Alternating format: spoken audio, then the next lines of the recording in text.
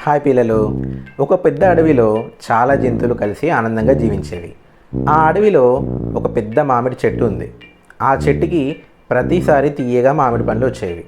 ఒకరోజు ఆ చెట్టుపై ఒక బంగారు మామిడి పండు మెరిసింది. అది చూసి అన్ని జంతువులు కళ్ళు పెద్దవి చేసుకున్నాయి. కోతి మొదట చెప్పింది, "ఈ పండు నాదే, నేను చెట్టెక్కుతాను కాబట్టి నాకే రావాలి" అని. ఏనుగంది, "నా బలం ఎక్కువ, నేను చెట్టుని కదిలిస్తే పండు కింద పడుతుంది కాబట్టి అది నాదే" అని. పులి గర్జించి, "నేను ఈ అడవికి రాజు కాబట్టి రాజుకే ఆ బంగారు పండు రావాలి" అని.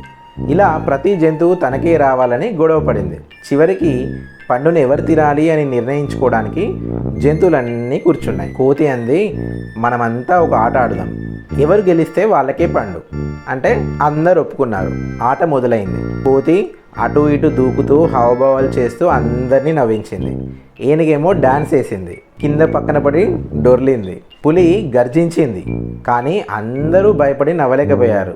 నక్క జోక్ చెప్పింది, అందరూ కడుపుబ్బ నవ్వారు. చివరికి ఏమైంది? ఆ సమయంలో ఒక్కసారి గట్టిగా గాలి వీచి ఆ బంగారు పండు చెట్టు మీద నుంచి కిందికి పడిపోయింది.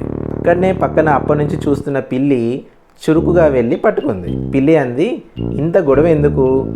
ఒక పండు కదా, మనమంతా కలిసి పంచుకుంటే ఎవరు గొడవ పడరు" అని చెప్పింది. అందరూ కొద్దిసేపు నిశ్శబ్దంగా ఉండి దానికి అందరూ అంగీకరించారు. అందరూ చిన్న చిన్న ముక్కలుగా పంచుకొని తిన్నారు. చివరికి అన్ని జంతువులు సంతోషంగా నవ్వాయి.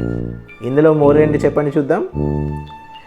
స్వార్థం వలన గొడవలు వస్తాయి, కానీ పంచుకోవడం వలన అందరికీ ఆనందం వస్తుంది, మనశ్శాంతిగా ఉంటారు.